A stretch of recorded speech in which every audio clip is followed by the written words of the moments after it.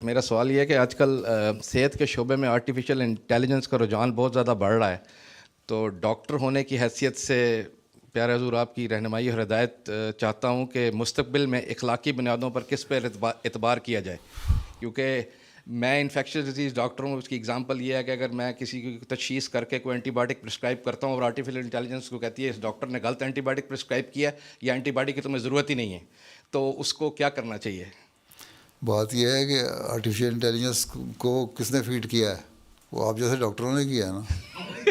ٹھیک ہے، آپ انفیکشن ڈیزیز کے ڈاکٹر ہیں، جی لیکن ایک اور دوسرا جو اسپیشلسٹ ہے اس میں، وہ اس کے لیے ایک اور دوائی ریکمینڈ کرتا ہے اسی دوائی کے لیے. ٹھیک ہے، یہ جو کووڈ پھیلا تھا، جی جی اس میں ہم فرنٹ اس کے لائن اس کے لیے آپ لوگ کہہ رہے تھے ٹیکے لگواؤ اور یہ کرو. بعض کمپنیوں نے ایسے ٹیکے بنائے جنہوں سے پیسے کمائے، اس کے بعض خلاف لوگ ہو گئے اور اس کا ریئیکشن بھی ہوا.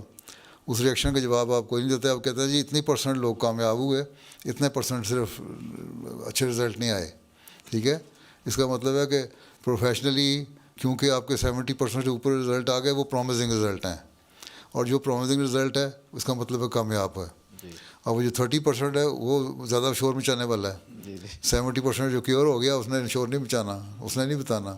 باقی یہ کہ آپ کے اپنے پروفیشن میں بعض ڈاکٹر ہیں ایسے جو اس کے خلاف تھے. باقی اے آئی تو ایسی کوئی بات نہیں، دین کا معاملہ ہے مثلا.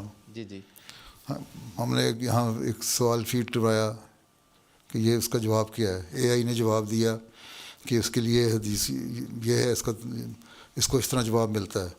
تو اس میں سوال کرنے والے نے کر دیا، ہمارے احمدی ہیں، اس کو میں نے کہا تھا کرو کہ یہ تمہارا جواب غلط ہے، اس کا اصل جواب تو یہ ہے، حدیث اس کے خلاف جاتی ہے.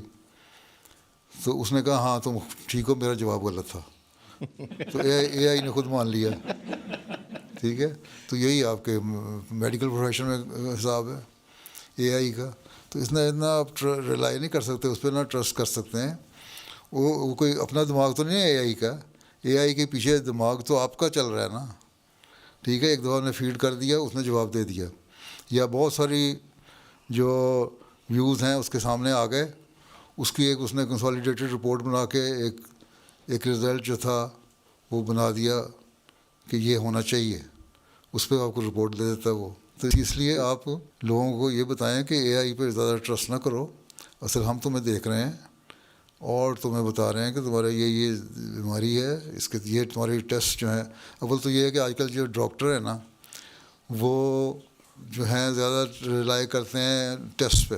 بلڈ ٹیسٹ کرو، یورین ٹیسٹ کرو، فلاں ٹیسٹ کرو، فلاں ٹیسٹ کرو، ایم آر آئی کرو، اسکین کراؤ، فلاں کراؤ، یہی کراتے ہیں نا.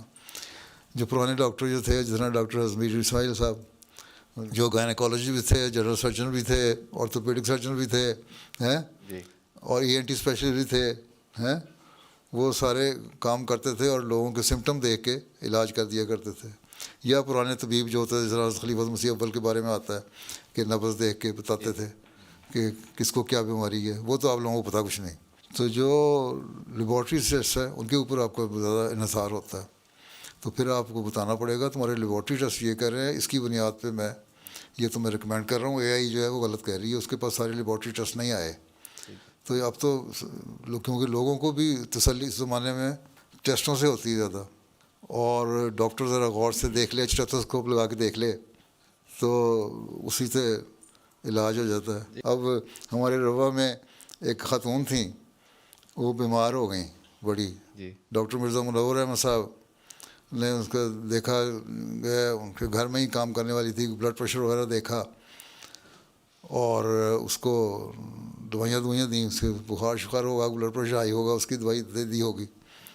تو اگلے دن کہتی ہے کہ میاں صاحب مجھے وہی ٹیکہ دوبارہ لگائیں جو آپ نے کل لگایا تھا، اور کل کوئی ٹیکہ نہیں لگایا تھا، بلڈ پریشر دیکھا تھا. ٹھیک ہے، تو یہ نفسیاتی اثر ہوتا ہے. ٹھیک ہے، ٹھیک ہے. تو یہ آپ بھی بلڈ پریشر دیکھ کے دوائی دے دیں تو کہیں گے ٹھیک ہے. تو باقی کہتے ہیں کہ یہ غلط ہے. یہ میں دیکھو تمہیں بڑے غور سے دیکھ رہا ہوں. جب آپ بات سنتے ہیں نا مریض کی غور سے، تو 50% تو اس کو ویسی تسلی ہو جاتی ہے. ٹھیک ہے، اے آئی تسلی نہیں کرا سکتا. ہاں بہت زیادہ کوئی ماننے والے اے آئی کو تو چند ایک لوگ ہوں گے. ٹھیک ہے، اتنے لوگ تو ہوتے ہی ہیں. اب تو آپ جب دوائی دیتے ہیں آپ کسی کو مریض کو، ہیں مثلا مجھے ڈاکٹر دوائی دیتا ہے تو میں اس کا جو دوائی کا جو پمفلٹ پہلے پڑھتا ہوں، اس میں کیا کیا ہے. اور اس میں انہوں نے اپنی بچت کرنے کے لیے جو فارماسیوٹیکل کمپنیاں ہیں انہوں نے تو لکھا ہوتا ہے اس میں یہ ریئیکشن ہو سکتا ہے، یہ ریئیکشن ہو سکتا ہے، یہ ریئیکشن ہو سکتا ہے. اگر اسی کو پڑھ لینا مریض ہیں تو دوائی نہ کھائے.